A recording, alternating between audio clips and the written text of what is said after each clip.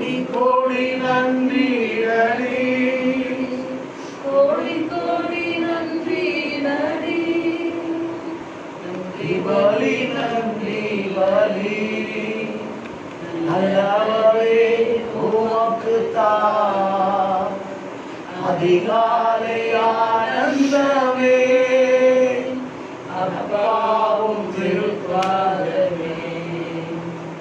அதிகாலை ஆனந்தமே அப்பாவும் திருப்பாதமே. இரவெல்லாம் காத்தி இன்னும் ஒரு நாள் தந்தி, இரவெல்லாம் காத்தி இன்னும் ஒரு நாள் தந்தி. மரமான என் நேசரே உறவாடி மகிழ்ந்திருமே, மரமான என் நேசரே உறவாடி மகிழ்ந்திடுவே. கோடி கோடி நன்றிடடி, கோடி கோடி நன்றிடடி, கோடி கோடி நன்றிடடி. நன்றி பலி நன்றி பலி நல்லவரே உமக்குத்தான் அதிகாலை ஆனந்தமே அப்பாவும் திருப்பாதமே. அதிகாலை ஆனந்தமே அப்பாவும் திருப்பாதமே. ஊழியம் செய்தே உற்சாகம் தந்தீரையா, ஊழிய பாறையிலே உற்சாகம் தந்தீரையா. ஓடி ஓடி உழைப்பதற்கு உடல் சுகம் தந்தீரையா. ஓடி ஓடி உழைப்பதற்கு உடல் சுகம் தந்தீரையா.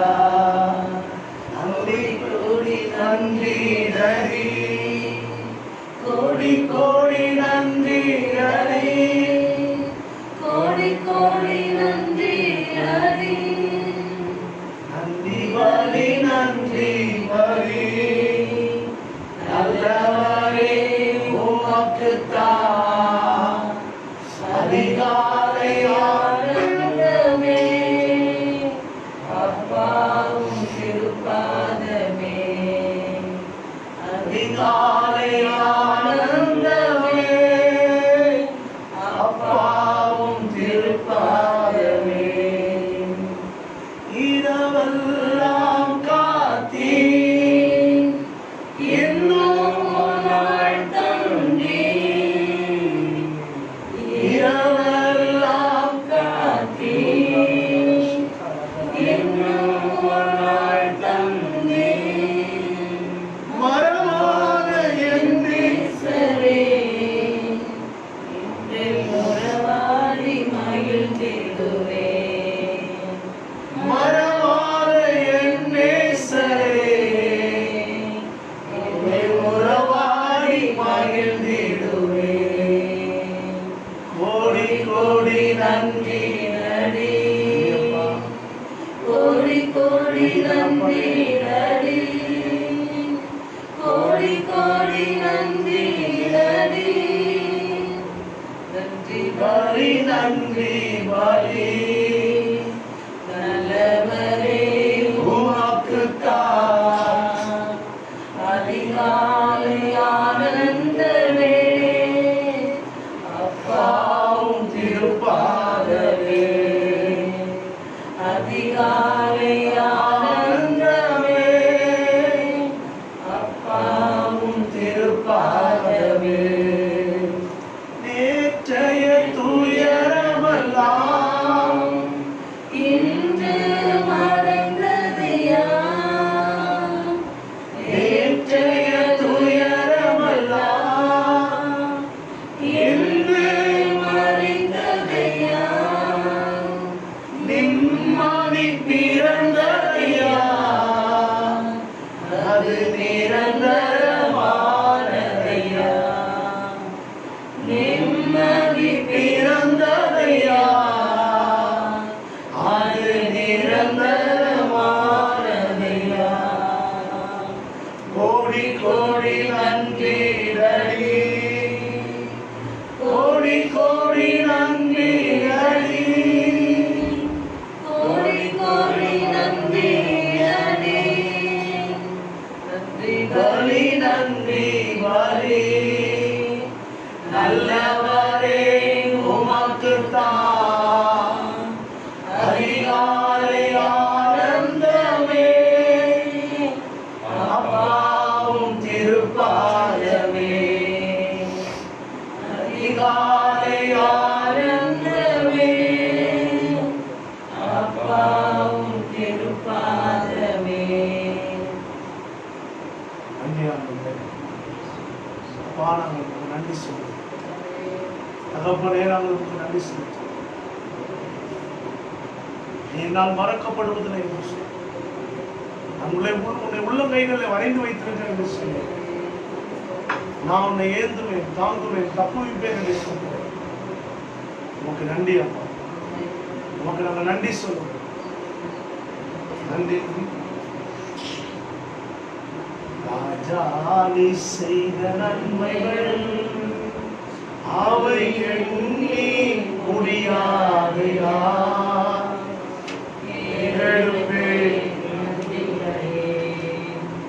என் ஜீவனாலெல்லாம் எடுப்பேன் நன்றி பலி. என் ஜீவனாலெல்லாம் காலை நேரம் தட்டி தட்டி எழுப்பி புது கிருபை தந்தீரையா. அதிகாலை நேரம் தட்டி தட்டி எழுப்பி புது கிருபை தந்தீரையா. ஆனந்த மழையில் நனைந்து நனைந்து வீரம் அன்றி சொல்ல வைத்தீரையா. ஆனந்த மழையில் நனைந்து நனைந்து வீரம் அன்றி சொல்ல வைத்தீரையா. நன்றி ராஜா, இயேசு ராஜா. நன்றி ராஜா, இயேசு ராஜா. நன்றி ராஜா, இயேசு ராஜா. நன்றி ராஜா, இயேசு ராஜா. நீ செய்த நன்மைகள் முடியாதையா. நன்றி பலி, என் ஜீவனாலெல்லாம் எடுப்பேன் நன்றி பலி. என் ஜீவனாலெல்லாம் வேதத்தின் ரகசியம் அறிந்திட புரிந்திட வெளிச்சம் தந்தீரையா. வேதத்தின் ரகசியம் அறிந்திட புரிந்திட வெளிச்சம் தந்தீரையா. பாதமாமந்து நான் உன் குரல் கேட்கும் வாக்கியம் தந்தீரையா. பாதமாமந்து நான் உன் குரல் கேட்கும் வாக்கியம் தந்தீரையா. ராஜா, இயேசு ராஜா. நன்றி ராஜா, இயேசு ராஜா. நன்றி ராஜா, இயேசு ராஜா. நன்றி ராஜா, இயேசு ராஜா. நீ செய்த நன்மைகள் அவை எண்ணி முடியாதையா.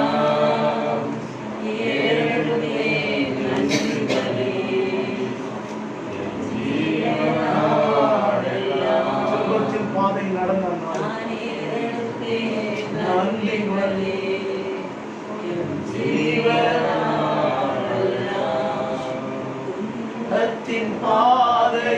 நடந்த நாளில் தூக்கி சென்றீரையா, துன்பத்தின்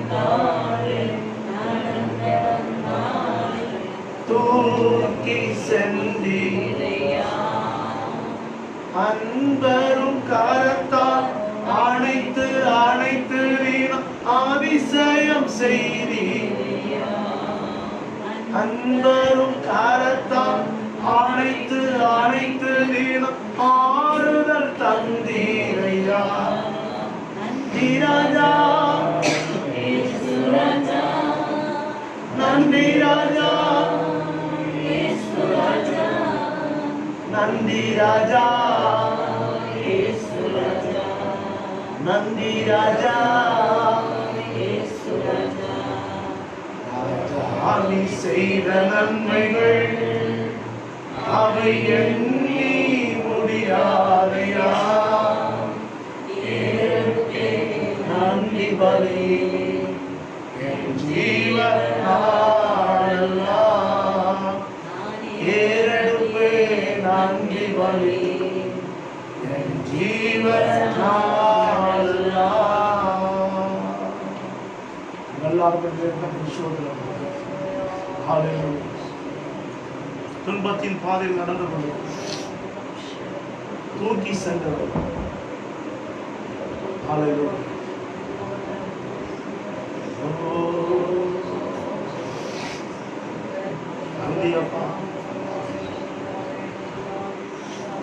காற்றை தனக்கு ஆயுதமாக வைத்திருக்கிறவர்.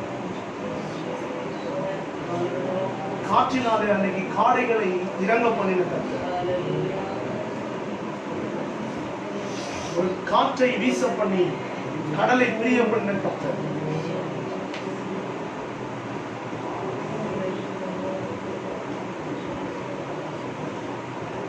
காற்று, ஒரு கொடும் காற்று, ஒரு கடும் காற்று, ஒரு தென்றல் காற்று, பல காற்றுகள் அவருடைய ஆயுதமாயிருந்தது.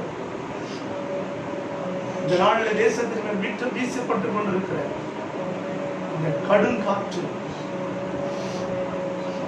நிறுத்தப்படும்.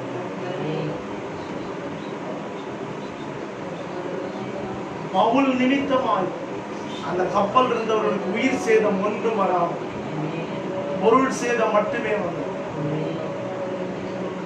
பொருள் சேதம் மட்டுமே வந்தது,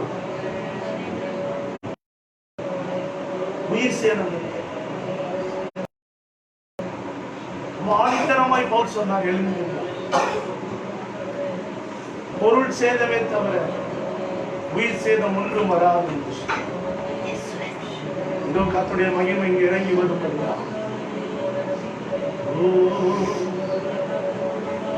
துன்பத்தின் பாதை கடந்த நாளில் தூக்கி சென்றி,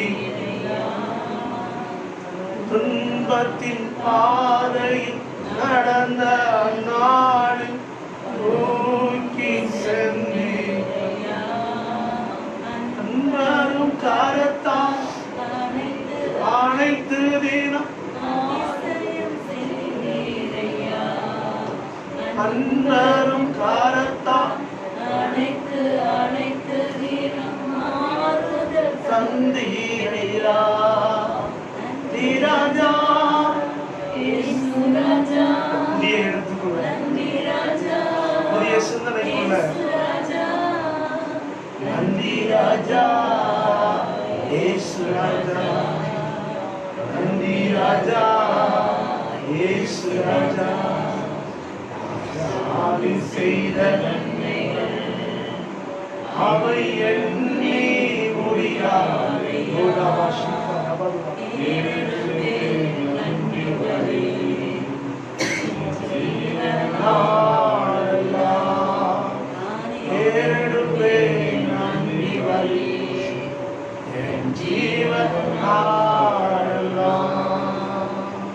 கூப்பிட்ட நாளில் மறுமொழி கொடுத்து விடுதலை தந்தீரையா,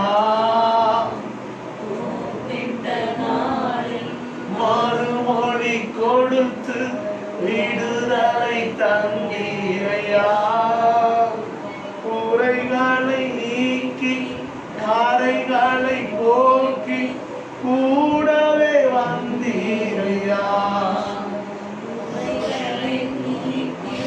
காரைகளை போக்கி கூடவே வந்தீரையா.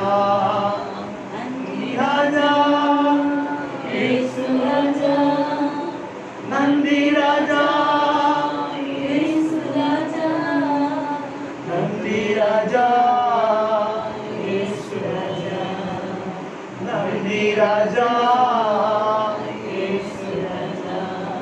ராஜா நீ செய்த நன்மைகள்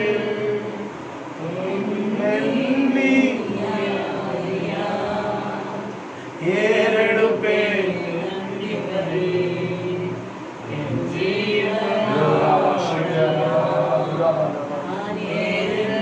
விடுதலை இறங்கி வருகிறார்.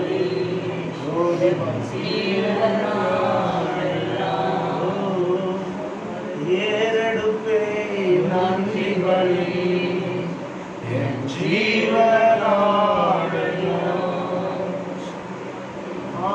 ஏறெடுப்பேன் நன்றி பலி என் ஜீவனாடெல்லாம், ஏறெடுப்பேன் நன்றி பலி என் ஜீவனாடெல்லாம், ஏறெடுப்பேன் நன்றி பலி என் ஜீவனாடெல்லாம், ஏறெடுப்பேன் நன்றி பலி என் ஜீவனாடெல்லாம், ஏறெடுப்பேன் நன்றி. ஒரு மகிமை இறங்கி வருகிறது. ஜீவனாடெல்லாம் நான் ஏறெடுப்பேன் நன்றி பலி என் ஜீவனாடெல்லாம்.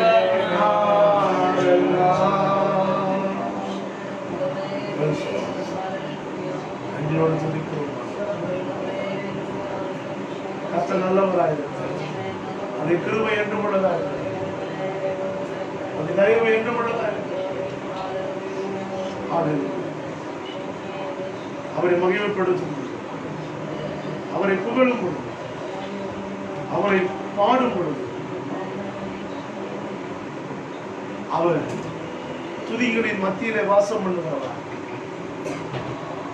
நம்முடைய எண்ணங்களை அவர் அறிந்து, நம்முடைய நினைவுகளை அவர் புரிந்து நம்முடைய வழிநடத்த வல்லவராக.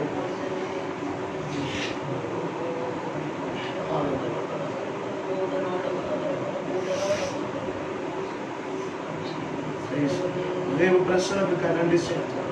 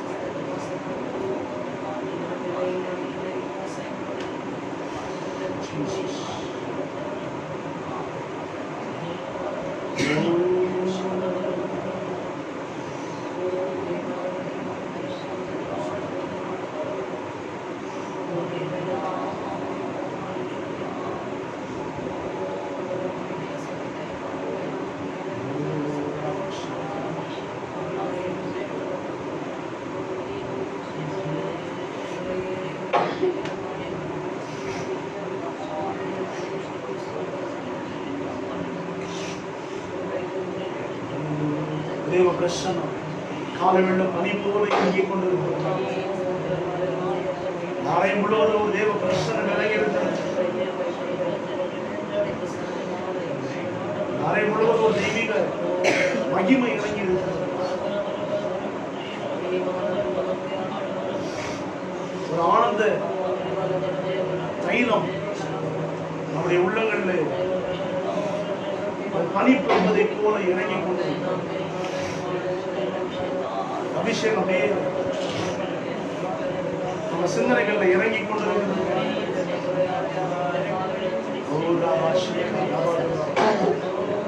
எண்ண அலைகள் எல்லாம் ஆவியானவர் பொறுப்படுக்கிறதுக்காக நம்முடைய நினைவுகளை எல்லாம் அவர் நினைவினால் நிரப்புவதற்காக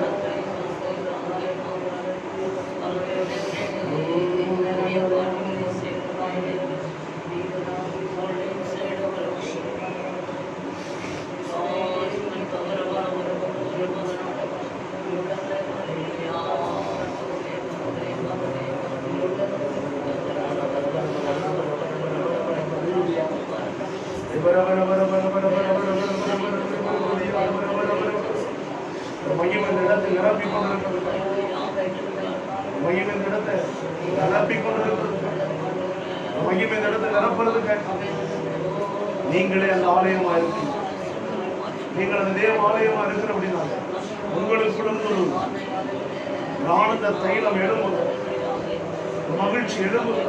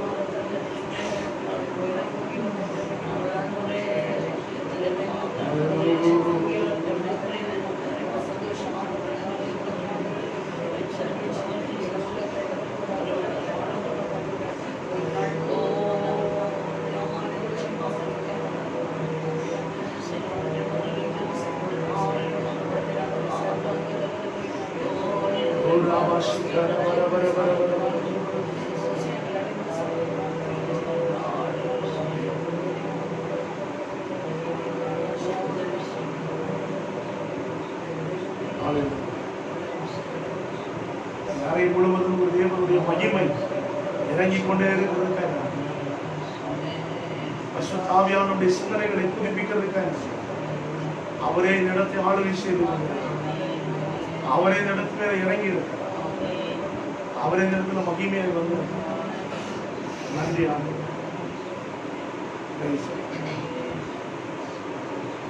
ரோமர் 7ஆம் அதிகாரம்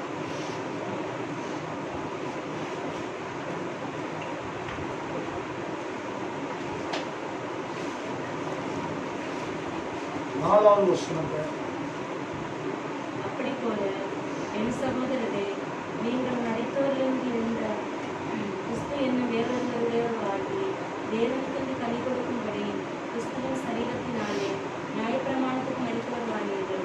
நேற்று 8ஆம் அதிகாரத்தில் அவருடைய சரீரத்தினால பாவ மோசத்தின் சாயலாகவும் பாவத்தை போக்கும் பலியாகவும் அவருடைய மாம்சத்துல அந்த வாக்கினங்களாக நீங்க சொல்லப்பட்டிருக்கிறது, என் சகோதரரை நீங்கள் மரித்தோடு எழுந்த கிறிஸ்து என்னும் தேவனுக்கு கனி கொடுக்கும்படி கிறிஸ்துவின் சரீரத்தினால நியாயப்பிரமாணத்துக்கு மரித்தவர்கள். அப்போ எதனால நாம் நியாயப்பிரமாணத்துக்கு விடுதலை ஆயிருக்கோம்னா கிறிஸ்துவின் சரீரத்தினாலே நியாயப்பிரமாணத்துக்கு விடுதலையாக. 5வது வசனம் 6வது வசனத்தை வாசிங்க. 6வது வசனத்திலே நாம் பழமையான எழுத்தின்படி அல்ல, புதுமையான ஆவியின்படி ஊழியம் செய்யத்தக்கதாக. இப்ப எழுத்து அல்ல, சிந்தனையின்படி. எப்படின்னா ஏற்கனவே எழுதப்பட்டவைகள் நம்முடைய உள்ளங்கள் இருக்குது, இருந்தாலும் அப்படின்னு நம்ம நிறைய நேரத்தில் இல்லை. இங்க வந்து கிறிஸ்துவின் சரீரத்தினாலே நியாயப்பிரமாணத்துக்கு எழுத்துக்கு மரித்தவர்கள் அந்த 4வது வசனத்தில் கடைசி நீங்கள் கனி கொடுக்கும்படி. இப்போ நீங்க கனி கொடுக்கிறதுக்காக தான் நீங்கள் அவருடைய சரீரத்துக்குள் என்ன பண்ணப்பட்டிருக்கீங்க, மரித்தவர்களாக. கனி கொடுக்கிற ஒரு வாழ்க்கை வேணும்னா கிறிஸ்துவின் சரீரத்தை புரிந்து கொள்கிற ஒரு புரிதல் நமக்கு.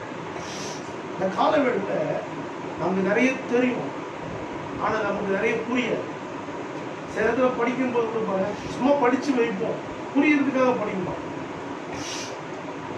பைபிள் படிக்கும்போது கூட படிப்போம்னு படிப்போமே தவிர புரிஞ்சுக்கணும்னு. ஆனா சில இடத்துல புரிஞ்சுக்கணும்னு படிக்கும்போது 2 வசனம் தாண்ட மாட்டோம்.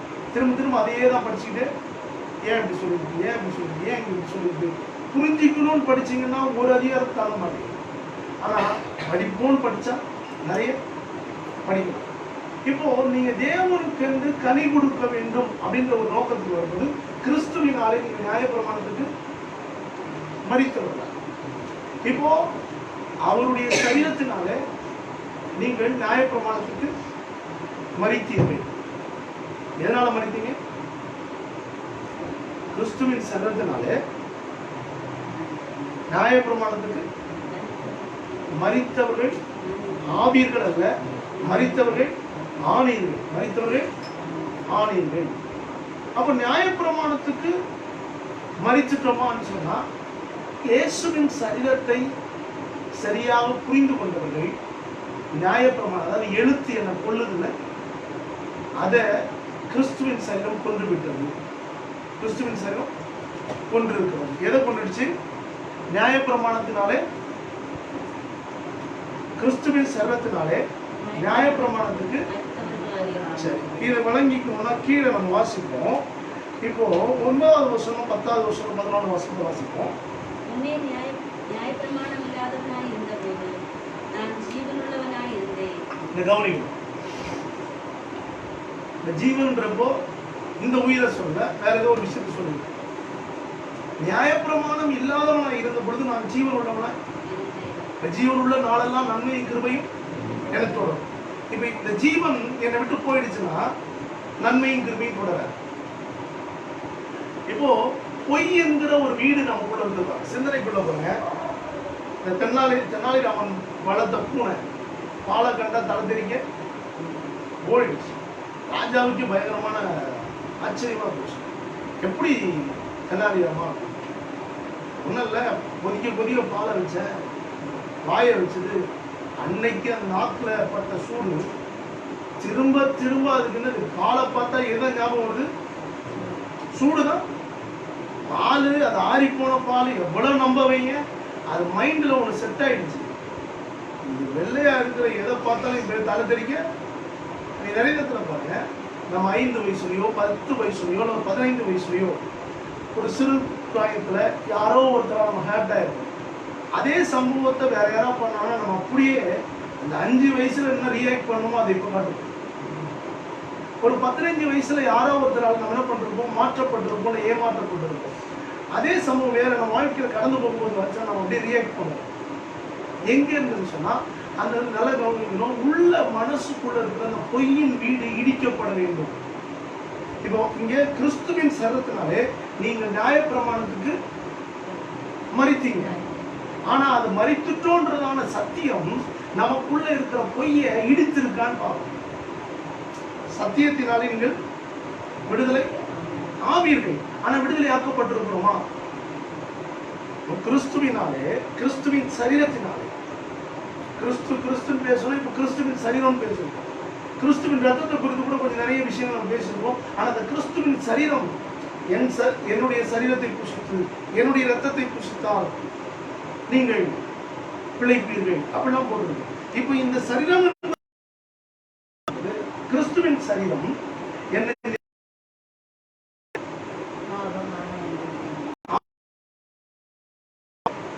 நான் முதல்ல உயிரோட இருந்தேன்.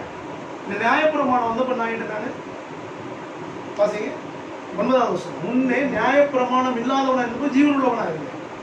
அப்ப நியாயப்பிரமாணம் வந்த போது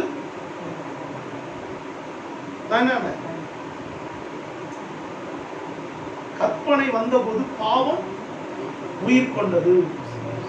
இப்ப எங்க பாருங்க, ஒரு சிந்தனை தான் உங்களை மாத்தி வச்சிருக்குதுங்க. எதிர்ப்பு புரியும். நான் ஜீவனா தான் இருந்தேன், ஆனா என்னை இப்படியே சொல்லி சொல்லி வளர்த்துட்டாங்களா? சொல்லி சொல்லி வளர்த்துட்டாங்களா? இப்போ ஒன்றும் இல்லை, ஒரு சாதாரணமாக ஒரு விஷயம், மஞ்சள் வந்து தேய்ச்சி யூஸ் பண்ணலாம். அது என்னது? கிருமி நாசி. நம்ம சொன்னோம் மஞ்சளே போடக்கூடாது, குழம்புல கூட போடாது, ஏன் போடல? இப்போ சாதாரணமாக ஒரு விஷயம் தான். இல்லை குழம்புல போடலாம், மூஞ்சில போடலாம், கையில் போடலாம், காலில் போடலாம். அப்போ நீ ஸ்கின் டாக்டர் தான் பார்த்தாங்க. பிரச்சனை எங்க இருக்கு? கிருமியே கொள்ளணும், இங்கே இது பண்ண மாட்டேன். அவர் கொடுக்குற எல்லா ஸ்கின் டாக்டர் கொடுக்குற எல்லாத்தையும் பாருங்க, டர்மரிக்குன்னு ஒன்று சேர்த்துருப்பாங்க. என்னது அது நீ வாங்கி தேய்ச்சிருந்தா ஒன்றும் பிரச்சனையே இல்லை. ஐயோ பிரதர் அப்படிலாம் பண்ணவே கூடாது. ஆமாம், இந்த லூஸும் கூட சேர்ந்து நீ லூஸ் ஆகிட்டு, அவ்வளோதான். இங்கே 5 ரூபாய்க்கு வாங்கி தேய்ச்சிருந்தா முடிஞ்சிச்சு. அவருக்கு 500 ரூபா ஃபீஸ் எடுத்துகிட்டு வந்து போட்டால் அது ஒன்றும் இல்லையா? எவ்வளோ பெரிய, அதாவது இங்கே என்ன பிரச்சனைனா நியாயப்பிரமாணம் வந்து நான் செத்துட்டேன். பிரச்சனை எங்க? வேப்ப மரம்ன்றது பயன்படுத்தவே கூடாது. அப்போ அது கடவுள் படிக்கல, எந்த விஷயக்காரன் படிச்சிருப்பான்னு நினைக்கிறேன். என்ன பிரச்சனை? அவர் சொன்ன இந்த மரத்தை தொடாதுன்னு, நம்மால் நிறைய மரத்தை தொடர்ந்தான்.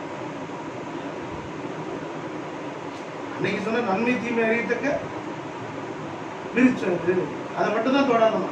நம்மால் வந்தான், அந்த மரத்துக்கிட்ட போவாரு, இந்த மரத்துக்கிட்ட போவாரு. இந்த மரம் வேண்டாம், அந்த மரம் அவர் ஒரு மரம் தான் வேண்டாம், அது உங்க நல்லதுன்னு சொன்னாரா? ஆனா நீ நல்லதெல்லாம் வேணாம்னு சொல்ற. இப்ப என்னன்னா இது இவங்களுடைய தப்பு இல்லை. நியாயப்பிரமாணம் இவர்களுக்குள்ள வந்த பொழுது இவங்களை விட்டு உயிர் போயிடுச்சு. என்ன போயிடுச்சு? என்ன போயிடுச்சு? ஜீவனை இழந்து விட்டார்கள். நான் சொல்லுங்க, திரும்ப வாசிங்க அந்த வசனத்தை. ரோமர் 7ஆம் அதிகாரத்துல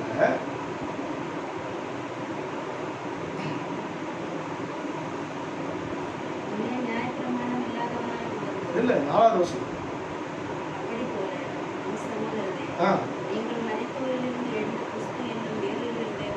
எத்தனை பேர் இயேசு மரித்தோரிலிருந்து எழுந்து விட்டார், எழுப்பப்பட்டு விட்டார் அப்படின்னு நம்புறவங்க?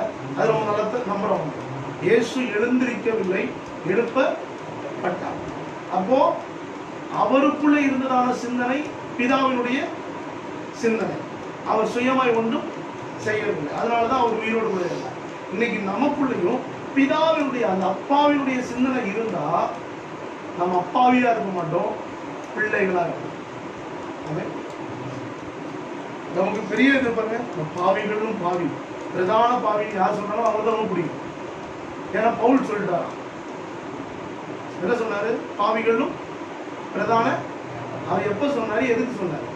அவர் கடந்து வந்த பாதையை சொன்னார். நான் ஏற்கனவே அப்படி இருந்தேன், இப்ப நான் அல்ல, எனக்குள் வாசமா இருக்கிற பாவமே அப்படி பேசுது, அப்படி செஞ்சுது.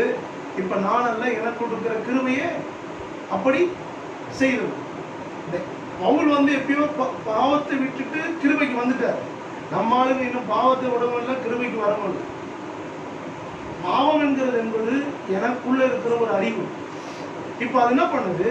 ஜீவனா இருந்த என்ன சாகடிச்சு என்ன பண்ணுச்சு? இந்த 7வது வசனத்தை, சரி 9வது வசனத்தை வாசிங்க. எத்தனை பேர் இந்த வார்த்தையை நம்புறீங்க? நியாயப்பிரமாணம் இல்லாம இருந்தப்ப நீங்க எல்லாம் உயிரா இருந்தீங்க, நம்புறீங்களா? அதாவது உங்களுக்கு ஒரு சட்டம் கொடுக்கப்படாத வரையும், இப்ப காலேஜுக்கு உள்ள போறது வரையும் வேற மாதிரி இருக்கீங்க. காலேஜுக்கு வெளியே வந்த பிறகு இனி ஏன்னா நம்மளை எவன் கேட்பான்? உள்ள போனா அறிவு அடக்கி வாசிக்குது. அப்படியே அந்த காலேஜ் கேம்பஸ் வெளியே வந்து இனி நம்மளை யார் கேட்பான்? அப்படி டக்குன்னு ஆயிடுது, வேற மாதிரி அறிவு. அப்போ நியாயப்பிரமாணத்துக்குள்ள நான் போகும்போது என்ன ஆயிடுறேன்? செத்துறேன். அங்கேருந்து வெளியே வந்த பிறகு என்ன ஆயிடுறேன்? உயிரா?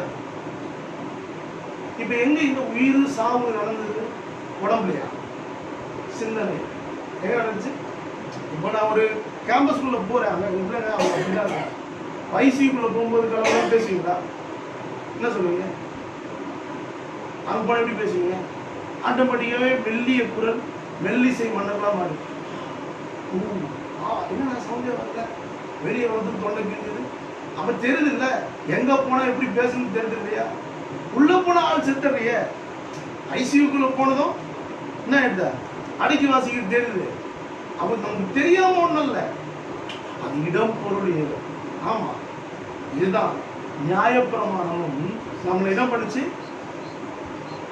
உயிரோட இருந்த உங்களை சாகடிச்சு. இப்ப இயேசுவின் சரீரம் செத்து போயிருந்த உங்களை உயிராக்கி எத்தனை பேர் ஆமென் சொல்லுங்க. அல்லேலூயா. இப்போ இந்த 4வது வசனத்தை வாசிங்க. கடைசியில தேவனுக்கென்று கனி கொடுக்கும்படி, எதுக்காக தான் உங்களை இப்ப உயிர்ப்பிக்குதுன்னா தேவனுக்கென்று கனி கொடுக்கும்படி. இப்போ நீங்கள் எதுக்கு இப்ப மரிச்சிட்டீங்க? எதுக்கு?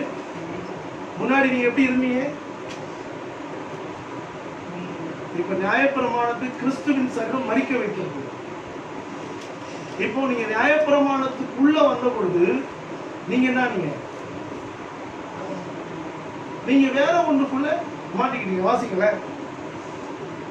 கற்பனை வந்தபோது பாவம் உயிர் கொண்டது, நான் மரித்தவனானே. கற்பனை வந்த பொழுது, இப்போ நீங்க தான் டாக்டர் அப்படின்னு சொல்லிட்டா, எல்லாருமே சுத்திக்கிட்டு இருக்க டைம்ல டாக்டர்ன்றவங்களுடைய மனதால் எப்படி இருக்கு? இந்த 108 ஆம்புலன்ஸ் பாண்டித்துறையா அவன் அம்மா அப்பா பேசும்போது அவன் சின்ன என்ன சொல்லுது, நான் விரும்பி வந்துட்டேன், நான் விரும்பி, அந்த விருப்பம் தான் உங்களுடைய உயிர். இப்போ அவன் சொல்றான், நானும் வந்துட்டா இவங்க யாருதாம்மா காப்பாத்துறது? எப்படி எல்லாருமே நாங்களாம் வந்துட்டோம்னா யாருதான்? கொஞ்ச நாளைக்கு முன்னாடி டாக்டருங்கெல்லாம் சம்பள உயர்வு கேட்டாங்க. அப்போ நம்ம ஆளுங்க சில மேதாவிகள் சொன்னாங்க, உங்களுக்கு இந்த வேலைக்கு சம்பளம் பார்த்தோம்னா வேலையை விட்டு இப்ப போயிடணும், போயிட யாவும் பார்த்துப்பான். இந்த டைம்ல இவங்க போயிடணும் கம்முன்னு நாளைக்கு என்ன பண்ணுவானுங்க? சும்மா உதாரணத்துக்கு என்ன நடக்கும்? தற்காலிகமா நாங்கள் மருத்துவர்களை நியமிக்கிறோம், என்ன நடக்கும்? ஆனா அந்த மனநிலைமை யாருக்கு வருதில்ல? அந்த டாக்டர்ஸுக்கு வருது. இது நம்மளால சட்டசபை அழகாக புறக்கணிச்சு போயிடுவோம். எவன் செத்தா இறங்கினா நான் அதெல்லாம் சட்டசபையில் வர முடியாது, எதிர்கட்சிகள் வெளிநடப்பு. இப்போ ஒன்றும் கிடையாது, மருத்துவர்கள் எல்லாம் வெளிநடப்பு. என்ன நடக்கும்? நாடு மொத்த உலகத்தில் இருக்கிற அத்தனை மருத்துவர்கள் வெளிநடப்பு. என்ன நடக்கும்? எல்லா உயிர்களும் வெளிநடப்பாயிடும். எல்லா உயிரும் காப்பாற்றப்பட வேண்டிய உயிரில் என்ன ஆயிடும்? போற உயிரை ஒன்றும் பண்ண முடியாது. அட்லீஸ்ட் ஒரு சின்ன ஒரு ஹெல்ப் பண்ணி அவங்களை காப்பாற்ற முடிஞ்சிருக்கிற உயிர்களை கூட என்ன இருக்கும்? அப்ப நல்லா கவனிக்கணும். எனக்குள்ள மாற்றங்கள் வருவது எனக்குள்ள இருக்கிற விருப்பத்தை பொறுத்துதான். அப்போ நான் நியாயப்பிரமாணம் இல்லாத போது, நியாயப்பிரமாணம் எனக்கு வராத வரையும் நான் நல்ல உயிரா தான் இருக்கேன். எப்போ இந்த ஆதாம் ஏவாளுக்குள்ள அவரு கேட்கிறாரு, உனக்கு இது அறிவித்தவன், அதான் கேட்கிறார், இது உனக்கு அறிவித்தவன். அப்போ நம்முடைய விடுதலைக்கு மாறாக செயல்படுகிற என் சிந்தனை எனக்குள் இருக்கிறதான ஒரு 12 வயசுலயோ 13 வயசுலயோ என்னை யாரோ மட்டமா பேசிட்டாங்க. அது நீங்க எவ்வளவு தூரத்து சொல்லுங்க, அவன் சொல்லுங்க, இல்லைங்க எனக்கு அதெல்லாம் வராதுங்க. அவனை எவ்வளவோ கன்வின்ஸ் பண்ணி திரும்ப சரி பண்ணி அவனை கொண்டு வந்து அவன் உட்கார சொல்லுவான். அதாவது அந்த ஃபாதர் மட்டும் என்னை மீட் பண்ணலாம், இல்லை அந்த டீச்சர் மட்டும் என்னை மீட் பண்ணலாம், நான் இப்படிதாங்க இருந்திருப்பேன். இப்போ இவனுக்குள்ள வந்து உன்னால முடியும்டா, உன்னால முடியும் நான் உயிர் கொடுத்தவங்க யாரு? ஏதோ ஒரு டீச்சரோ இல்லை ஏதோ ஒரு சிஸ்டரோ இல்லை யாரோ ஒருத்தர் தான் என்ன பண்றாங்க, அவனுக்கு திரும்பவும் அவனுக்குள்ள இருக்கிறதான எண்ணத்துக்கு உயிர் கொடுக்குறாங்க.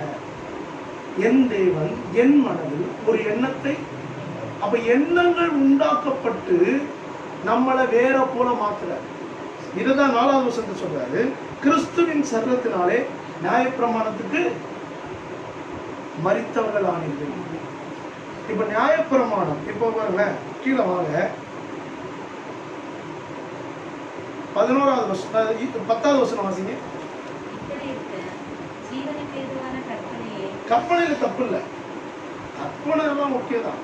ஆனா அது ஆளுக்கு ஏற்ற போல இடத்துக்கு ஏற்ற போல மாறிடும். இப்போ கற்பனை ஜீவனுக்கு ஏதுவான கற்பனையே, அப்ப கற்பனை மரணமா? இல்ல, கற்பனை மரணம் கிடையாது. அது சொன்ன எந்த நேரத்துல என்ன பேசணும்னு தெரியும்னு சொல்லுவாங்க. சில நேரத்துல பெரியவங்க எந்த நேரத்துல, சில நேரத்துல பாருங்க, சாதாரணமா பேசுறேன் பிள்ளைங்கள்லாம் கடிச்சு கொண்டுட்டு போயிடும். அவன் யதார்த்தமா பேசுறதுதான். ஆனா அந்த பிள்ளைய சாகடிக்குமா வாழ வைக்குமான்னு பார்க்க தெரியாது.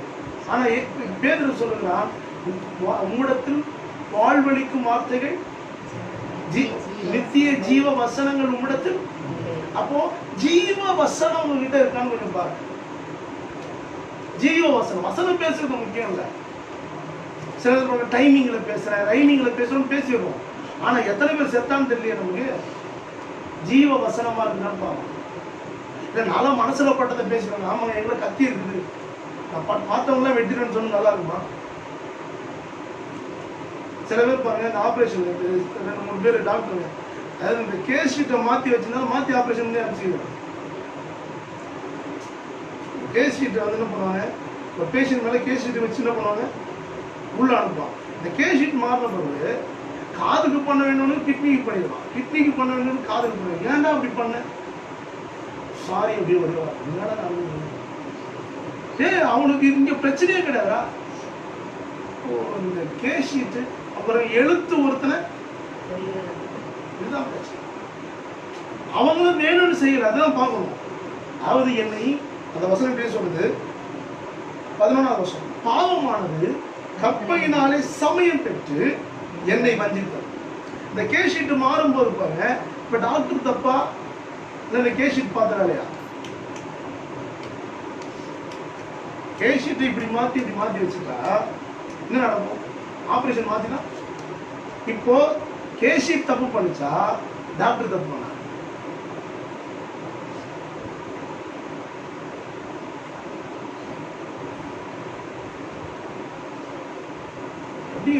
டாக்டர் தப்பு பண்ணான்னு சொல்ல முடியாது. ஏன்னா அவரு ஆபரேஷன் பண்ண அவருக்கு என்னன்னா ஆபரேஷன் பண்ணுறாங்க, எல்லாரும் எல்லா ஆபரேஷன் பண்ணுறாங்க. ரஷ்யாவில் படித்த ஒரு அண்ணன் இருந்தார், முதல்ல ஞானஸ்தானம் எடுத்தவர் நினைக்கிறேன், ராஜான்னு சொல்லுவார். அப்போ ரொம்ப நாள் பொறுத்து அவங்க 10-15 வருஷம் திரும்ப இங்கே கொஞ்ச நாள் வந்துட்டு இருந்தாரு. அப்போ அவர் சொல்லும்போது சொல்றாரு, நான் ஜென்ரல் சர்ஜன் அப்படின்றார். ஜென்ரல் சர்ஜன் சொன்னா என்ன ஆப்ரேஷன், அதாவது ஆப்ரேஷன் பண்றதுக்கு உள்ளே இருக்குல்ல 3 லேயர் சதை இருக்கும் நம்மகிட்ட. ஃபர்ஸ்ட் எடுத்தோன்னு ஒரு லேயரு, அதுக்கடுத்து ஒரு லேயரு. இப்போ அந்த ஜென்ரல் சர்ஜன்றவங்க நீங்க எந்த இடத்துல எவ்வளவு தூரத்துக்கு கத்தி போடணும், எவ்வளவு தூரத்துக்கு கிழிக்கணும், எவ்வளவு தூரத்துக்கு அதை இது பண்ணணும், ஓப்பன் பண்ணி கொடுக்குறது மட்டும் ஜென்ரல் சர்ஜனோட வேலை. ஆனா அதுக்கப்புறம் ஒரு ஸ்பெஷலிஸ்ட் வருவாராம். எதுக்கு? அது சம்பந்தமா கல்லீரல்னா கல்லீரல், மண்ணீரல்னா மண்ணீரல், நுரையீரல்னா நுரையீரல், சிறுநீரகம்னா சிறுநீரகம், கணையம்னா கணையம், இதுக்குன்னு சம்பந்தமான டாக்டர் வருவார். அப்புறம் அது வந்து அவரு அது சம்பந்தமா இதெல்லாம் முடிச்ச பிறகு ஸ்டிச் பண்றாங்கல்ல, அது இவங்க பண்ண மாட்டாங்க, நர்ஸ் வச்சு தான் பண்ணுவாங்க. ஆனா ஜஸ்ட் கைட் பண்றது யாரு? இந்த ஜெனரல் சர்ஜன். இவங்க யோசிச்சு பண்ண, டாக்டருங்கெல்லாம் ஆப்ரேஷன் பண்ணிடுறது, டாக்டருங்கெல்லாம் பண்ணிடுறது. அதுதான் ஒரு ஆப்ரேஷன் எப்படி ஒரு 4-5 டாக்டருங்க, ஒருத்தர் மயக்க மருந்து கொடுக்குற டாக்டர், அவ்வளவுதான். அவர் அது மட்டும்தான் பண்ணுவார். இன்னும் கொஞ்சம் டோசேஜ் தேவை, இன்னும் ஒரு 1/2 மணி நேரம் அவர் மயக்கணும் அப்படின்னா அவர் ஹெல்ப் பண்ணுவார், அவ்வளவுதான். அப்போ நல்லா கவனிக்கணும், உங்களுடைய வாழ்வை புதுப்பிக்கிறது உங்களுக்குள்ளே வருகிறதான கிறிஸ்துவினுடைய சரீரத்துக்குள் நடந்ததான விஷயங்கள் தான். அப்ப இப்போ உங்களை எப்படி நீங்க பலப்படுத்தீங்களோ, எப்படி உங்களுக்கு நான் கிறிஸ்துவின் சரீரத்தினாலே நியாய பிரமாணத்துக்கு 4வது வசனம், தேவனுக்கு என்று கனி கொடுக்கும்படி இதை வந்து நீங்க ரொம்ப ஆழமா நம்பணும், ஆழமா விசுவாசிக்கணும். இந்த வார்த்தை சத்தியம் உள்ளது. ஆமென். இப்ப நீ கீழே வாசிங்க 12வது வசனம். ஆகையால் எத்தனை பேர் ஆமென் சொல்றீங்க? அது நியாயப்பிரமாணம் தப்பு கிடையாது. நியாயப்பிரமாணம் பரிசுத்தம் உள்ளதுதான். இதெல்லாம் தப்பே இல்லை, இதெல்லாம் தப்பே இல்லை, தப்புன்னு இதை சொல்லவும் இல்லை. ஆனா 12வது வசனம் 13 நல்லா கவனிக்கணும். இப்ப நன்மை எனக்கு மரணம் ஆயிடுச்சா? இல்ல, நன்மை எனக்கு தீமை செஞ்ச போல தெரியுது. சில இடத்துல இவங்களா எனக்கு இப்படி பண்ணாங்க நினைக்கிற போல இருக்குது. அவங்க பண்ணல, அவங்க பண்ணது தெளிவா பண்ணியிருக்காங்க. இன்னும் டாக்டருங்களாம் சேர்ந்து கைவிட்டாங்களே. சில கேஸ் உள்ள பண்ணும்போது என்ன பண்ணிடுறாங்க, கையெழுத்து வாங்கிடுறாங்களா, கையெழுத்து வாங்கிடுறாங்களா. ஆபரேஷன் கூட்டு போகும்போது என்ன கையெழுத்து வாங்குறாங்க, சாவோ வாழ்வோ எங்களை சேர்க்கப்படாதான்னு. எவ்வளவு பணத்தையும் கட்டிவிட்டு கையெழுத்தையும் வாங்கி விட்டு வெளியே டெட் பாடி வருமா இல்லை ஆள் உள்ள உயிரோட வருமானான்னு வெளியே காத்துக்கிட்டு இருக்கிற தருணம் இருக்குல்ல, அது எப்படி இருக்கும்? உள்ளேருந்து டாக்டர் சிரிச்சுட்டு வந்தாருன்னா ஓகே, இல்லை வெளியே வந்து டாக்டர் சாரின்னு ஒரு வார்த்தை சொன்னா முடிஞ்சிச்சு. கட்டின ஃபீஸும் போச்சு, உள்ள அனுப்பின ஆளும் போச்சு. விஷயம் பாருங்க, எல்லாமே நம்ம கையில தான். அதுக்கு வந்து கையெழுத்து வாங்கிடுறாரு, அவர் சேஃபா பண்றாரு. இல்லைங்க காப்பாற்று கஷ்டம். லாஸ்ட் அவர் ஒரு ஐயா இங்கே வார்டு மெம்பர் வந்து இறந்துட்டார். அவர் இறந்ததுக்கு அப்புறம் ஒரு நாள் வந்து அம்மா கேட்டாங்க, அவருக்கு வந்து ஆப்ரேஷன் நடந்துச்சு. ஆப்ரேஷன் நடந்தால் ஓப்பன் ஹார்ட் சர்ஜரி பண்ணியிருக்காங்க. உள்ள ஆர்ட் ஓப்பன் பண்ணதுமே அதுக்கு ஒரு நாளைக்கு முன்னாடி நான் போய் பார்த்துட்டு வந்தேன். அப்போவே அவர் நார்மல் ஸ்டேஜ் இல்லை. சரி இருந்தாலும் மறுநாள் ஆப்ரேஷன் பண்ணுறாங்க, கையெழுத்துலாம் வாங்கிட்டாங்க, முன்னாடி சொல்லிட்டாங்க. இப்போ அவங்க முறைமையின்படி எரிச்சிட்டாங்க, கொளுத்திட்டாங்க. ஆனால் அந்த ஆற்று மட்டும் எரியவே இல்லை. ஆற்று மட்டும் எரியவே இல்லை. உடம்புல எல்லாமே எரிஞ்சு போயிட்டான்.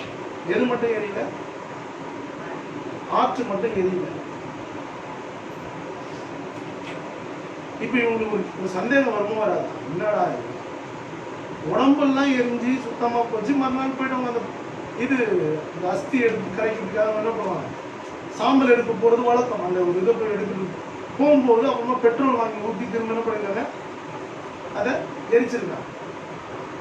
அப்ப அவங்களுக்குள்ள ஒரு எண்ணம் என்னன்னா, உடம்புல எல்லா பாவமும் எரிஞ்சு, சக்கரை எல்லாம் வாங்கி போட்டு கொளுத்துவாங்க, எல்லாம் ஓகே, அதெல்லாம் எரிஞ்சு சாம்பலா போச்சு, எல்லாம் ரைட். இது மட்டும் ஏன் எரியல? இவர் ஆன்மா சாந்தி அடையலையா? ஒரு சம்பவம் என்ன மாதிரியான எண்ணங்கள்லாம் எனக்குள்ள உருவாக்குதுல, ஏன் அது எரிஞ்சு முடியல? என்னவா இருக்கும்? சில மெடிசனை கொடுத்து ஓப்பனா சர்ஜரி பண்ண என்ன பண்ணுவாங்க, இந்த ஆற்றை பலப்படுத்துறதுக்கு நிறைய மெடிசன் யூஸ் பண்ணுவாங்க. இப்போ சில இதெல்லாம் வந்து கெட்டு போவாங்க, எத்தனை மாசம்னாலும் எத்தனை வருஷம்னாலும் கெட்டு போகாம இருக்கிறதுக்கெல்லாம் என்ன இருக்கு, கெமிக்கல் இருக்கு. இப்போ இது போல பாகங்களை போட்டு இருப்பாங்க, கொளுத்துனாலும் எரியாம இருக்கிறதுக்கு என்னமோ எனக்கையாவது போட்டு என்ன பண்ணிட்டுருக்காங்க. இவ்வளவுதான், இதை கரெக்டா புரிஞ்சுக்கிட்டே இவ்வளவுதான். ஏன்னா மொத்த உடம்பு எரிஞ்சு ஆற்று மட்டும் இருக்குது, ஆற்று மட்டும், மற்ற எல்லாமே எரிஞ்சு போச்சு, ஒன்றும் இல்லை. இந்த ஆற்று மட்டும் இதாகுதுன்னா என்னவா இருக்கும்? இப்போ இதை அறிவு ரீதியா பார்க்க மாட்டாங்க. அந்த சிச்சுவேஷன்ல இருக்கிறவங்க ஒருவேளை முன்ஜென்ம பாவமா இருக்குமோ, இல்ல இந்த ஆள் சரியில்லை அதனால அப்படி இருக்குமோ, இல்ல என்னென்னமோ கேள்வி அடப்போச்சுனா செத்த போறவும் விட மாட்டாடா சாமி அப்படின்ற மாதிரி சூழ்நிலை போயிட்டு இருக்கு. நல்லா கவனிச்சு பார்க்கணும். அது சமயம் பார்க்கறது. நம்மளால டைமிங் பார்த்து அடிப்பாங்கல்ல, இங்க சொல்லுது சமயம் பெற்று. அதுல 14வது பாவமானது கற்பனையினாலே வஞ்சித்தது. அப்போ இப்போ என்னன்னா அதுக்குன்னு ஒரு டைம் பார்த்து தான் அது பண்ணுது. இன்னைக்கு நமக்கு இருக்கிற சூழ்நிலைக்கு ஏற்ற போலதான் நமக்கு தெரியும். ஆனா அது உண்மையாகவே எப்படி எடுக்கணுமா, அன்பிலிருந்து உங்க பிள்ளைகளை பார்த்தீங்கன்னா, நீங்க அப்பாவா இருந்து பிள்ளைகளை பார்த்தீங்கன்னா பிள்ளைய பார்க்கறது வேற. ஆனா நீங்க வந்து ஒரு வாத்தியாரா இருந்து பசங்களை பார்த்தீங்கன்னா அது வேற. ஸ்கூல்ல அப்பாவா இருந்து, ஸ்கூல்ல வாத்தியாரா இருந்து வீட்டுல அப்பாவா இருக்கிற ஒரு பிள்ளையா இருந்தா எப்படிப்பட்ட சூழ்நிலை நடக்கும்? அவர் அங்க போனா எப்படி மாறுவாரு, வாத்தியாரா மாறிடுவார். இப்ப அதெல்லாம் அந்த சமயம்ன்றது தான். நம்ம அவர் அங்க வந்தா வேற போல மாறிடுறாரு. ஆமா, அங்க போனவர் வேறதான். அந்த சமயத்துக்கு ஏற்ற போல. இப்ப நல்லா கவனிக்கணும், உங்களுடைய சிந்தனைகளுக்குள்ள சமயத்துக்கு ஏற்ற போல அது ஏமாத்துதா, இல்ல உங்களுக்கு உள்ள கிறிஸ்துவின் சரீரத்தினாலே இந்த நியாயப்பிரமாணத்தை நீங்கள் சாகடிக்க போறீங்க, இல்ல இந்த நியாயப்பிரமாணத்துக்கு மரித்தவர்களா இருக்க போறீங்க? எப்படி இருக்க போறீங்க? ஒரு வசனத்தை மட்டும் வாசித்து முடியுங்க. 6ஆம் அதிகாரம் 20, 21, 22 வாசித்து முடியும். பாவத்துக்கு நீங்கள் அடிமைகளாயிருந்த காலத்தில் நீதிக்கு நீங்கினவர்களாய் இருந்தீர்கள். இப்பொழுது உங்களுக்கு வெட்கமாக தோன்றுகிற காரியங்களினாலே அக்காலத்தில் உங்களுக்கு என்ன பலன் கிடைத்தது? அவைகளின் முடிவு மரணமே. நல்லா கவனிக்கணும். இந்த இடத்துல சொல்லிருக்க ஒரு வசனத்தை மட்டும் நம்ம வாசித்து நம்ம கிறிஸ்துவினுடைய அந்த சரீரம் எவ்வளவு பெரிய வேலை பார்த்திருக்கின்றது நம்ம புரிந்து கொள்வோம். பாவத்திற்கு நீங்கள் அடிமைகளாக இருந்த காலத்தில் நீதிக்கு நீங்கினவர். இப்போ 21ஆம் வருஷம், இப்பொழுது உங்களுக்கு வெட்கமாய் தோன்றுகிற காரியங்கள்னாலே. அப்ப அந்த வெட்கம் என்ற ஏதோ ஒண்ணு என்ன பண்ணுது? குற்றப்படுத்துது. வெட்கம் என்ன பண்ணுது? என்னை குற்றப்படுத்துது. இப்போ அடுத்த அந்த லைனை வாசி முடிச்சுருவோம்.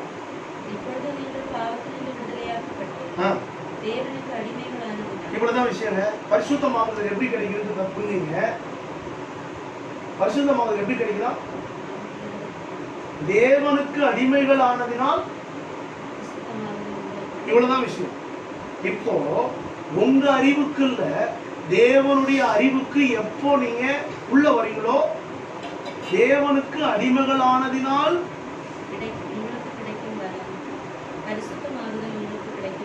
அப்போ தேவனுக்கு அடிமைகள் ஆகும் பொழுது உங்களுக்கு கிடைக்கிற பலன் தான் அது. இவ்வளவுதான்.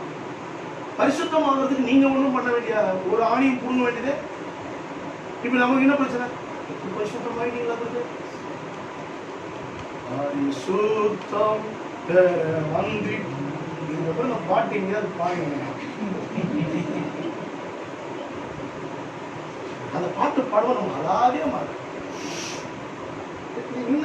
இன்னும் போட்டிருக்கீங்க. நான் கேட்கிறேன், அதாவது இத அவர் ஒருத்தர் பாடினார்ல, அவரை நான் தப்பு சொல்றேன். அவரு ஏதோ ஒரு சூழ்நிலை வந்தாரு, அவரு பாடலாம். இப்ப நான் வந்திருக்கிறேன், ஒப்பில்லாத ரத்தத்தினால நான் இந்த பரிசுத்தத்துக்குள்ள வந்து அவர் பாடலாம். ஏன்னா அவர் வந்து ரட்சிப்புக்குள்ள வந்திருக்காரு. நீங்க உங்க பாட்டா? அது அவர் பாட்டு. அவர் நீங்க பாடுற பாட்டுக்கு ஒரு நாள் கணக்கு கொடுங்க தெரியுமா? எல்லாத்தையும் பாடி வச்சிடுறாங்க. ஆனா அடி வாங்குவாங்க பாருங்க. பாட்டு பாடுறவங்க, பாட்டு எழுதுனவங்க அந்த லைன்ல விட்டு அடிப்பாங்க பாருங்க. சும்மா பட்டையா உரிக்கும் போது ஒருவேளை ஜட்ஜா நல்லா இருக்கும். பாடா இப்படியா பாடி குறைச்ச வசனம் போட்டு நீங்கள் போதவர் ஆகாது இருப்பீர்களாக. பாட்டு எழுதுறேன், ஃபாதர் பெர்க்மன்ஸ் எடுத்துட்டு போயிட்டு இதெல்லாம் ஆமாப்பா பிள்ளை இருக்கு, என் பாட்டில் பிள்ளை இருக்கு. ஆமா, அப்போதைக்கு எனக்கு தெரிஞ்ச வெளிப்பாட்டில் நான் பாட்டேன். வசனத்துல எடுத்து பாடுறேன். அவர் நிறைய பாட்டு வந்து ஃபுல்லாக வசனமாக தான் இருக்கும்.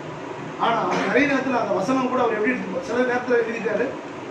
அதுலேயும் பாருங்க, அவர் பாட்டில் இருக்க பிறகு இந்த பாட்டுக்குள்ள நம்ம ஆளுங்க எழுதிட்டாங்க பாருங்க. இவங்க தான் எதிர அடிக்கிறாங்க. அது அவர் ஒரு லைன் வார்த்தை போடுறது, இவங்க வேற போல வார்த்தை போடுறாங்க. இது போலதான் ஒரு ஆள் மாறும்போது இன்னொரு ஆள் மாறும்போது இது வேற போலவே மாறிடும். இப்ப நல்லா கவனிக்கணும், உங்களுடைய சிந்தனை தேவனுக்கு கீழ்ப்படிந்து விட்டால் நீங்கள் பரிசுத்தமா இருக்கிறீர்கள். இவ்வளவுதான். ஆமென்.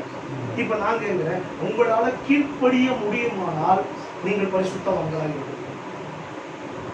நீங்க கீழ்ப்படி அவருக்கு, அதாவது அவர் கொடுக்கிற சிந்தனைக்கு நான் கீழ்ப்படிந்து போறேன்னு நீங்க,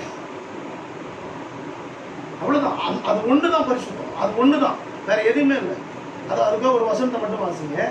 அந்த 17ஆம் வசனம் வாசிங்க. 6ஆம் அதிகாரம் 17ஆம் வசனம். இப்பொழுது உங்களுக்கு ஒப்புவிக்கப்பட்ட உபதேச சட்டத்திற்கு நீங்கள் மனப்பூர்வமாய் கீழ்ப்படிந்ததினாலே தேவனுக்கு போகிறீர்கள். அப்போ கீழ்ப்படிந்து விட்டால் யாருக்கு? தேவனுடைய. அப்ப தேவனுக்கு யார் கீழ்ப்படுகிறாங்களோ அங்கே பரிசுத்தமாகுதல் கிடைக்கும் பலன், கிடைக்கும் பரிசுத்தம் ஆகுறதெல்லாம் ஒண்ணு இல்லை. இது எனக்கு கிடைக்கிற எதிர்ப்பு சொல்றேன். ஏன்னா இது நம்ம விளக்க முடியாது, விளங்குறதுக்கு நாளாகும். ஏன்னா இது நம்ம வேற போல விளங்கி வச்சுருக்கிறோம். இதை புரியதான் இருக்குதாகும். அப்போ என்னுடைய அவயங்களில் நீதிக்கு கீழ்ப்படியுமானால் நான் யாரு? அந்த வசனத்துக்கு அடுத்த வசனம் போட்டுருக்காங்க. 6ஆம் படிச்சீங்களா? தேவனுக்கு கீழ்ப்படி. அடுத்த வசனம் போட்டுருக்காங்க. வாசத்துக்கு அடுத்த வசனம் ரோமர் அந்த 6ஆம் அதிகாரம். அப்போ இன்னைக்கு நீதிக்கு எதிராக சொல்லு. இப்போ விசுவாசம் என்கிற ஒரு எண்ணம் உங்களை நீதிமானா மாற்றிட்டு அந்த நீதிக்கு நீங்க கீழ்ப்படுவீங்க பாத்தீங்களா? அப்பதான் நீங்க பரிசுத்தவான்களா மாறப்போறீங்க. அப்ப நீதிமான்கள் யாரை அழைத்தாரோ அவர்கள் நீதிமானாக்கி இருக்கிறார்.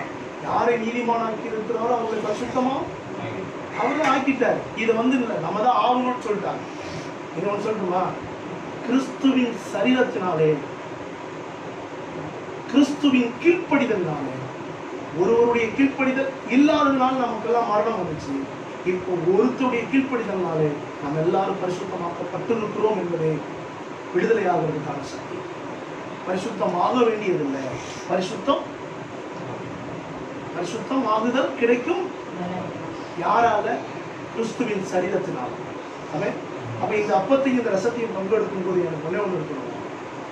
அவருக்குள்ள நான் என் எண்ணத்தை விட்டு கொடுக்கறதுனால எனக்கு ஈவா கிடைக்குது, பரிசுத்தமாகுதல் கிடைக்கும், பலனா இருக்குது, மகிமையும் இல்லை. அவராலே எனக்கு கிடைக்கும். அவர் யாரை மகிமைப்படுத்தும் விரும்புகிறாரோ அவனை மகிமைப்படுத்தும். யார் மேல் இரக்கமா இருக்கணும்னு விரும்புகிறாரோ இரக்கமா, யார் மேல் உருக்கமா இருக்கணும்னு விரும்புகிறாரோ அவருடைய உருக்கமா. இதுக்கு என்ன மாற்றம்னா அவருடைய கீழ்ப்படிதல் தான் இதுக்கு காரணமே தவிர என் கீழ்ப்படிதல் அல்ல. இப்ப நான் கிறிஸ்துவுக்குள் ஒருவன் இருந்தால் அவன் இவ்வளவுதான். எப்படி அவர் கீழ்ப்படுகிறார்னா நானும் கீழ்ப்படுகிறேன். பிதா என்ன செய்யறாரோ, அதாவது இயேசு ஏன் சிலுவைக்கு போனார்னா இவரெல்லாம் விரும்பி போல, பிதா அங்க சிலுவையை தூக்கிட்டு போறதை இவர் பார்க்கிறார். ஏன்னா இவர் தானாய் ஒன்றும் இவரால தூக்க முடியல. இன்னொன்று கொஞ்ச நேரம் சிலுவையை தூக்குறான், சீமோன்றவர் கொஞ்ச நேரம் தூக்குறாரு. இது எல்லாமே இவராய் ஒன்றும் செய்யவில்லை.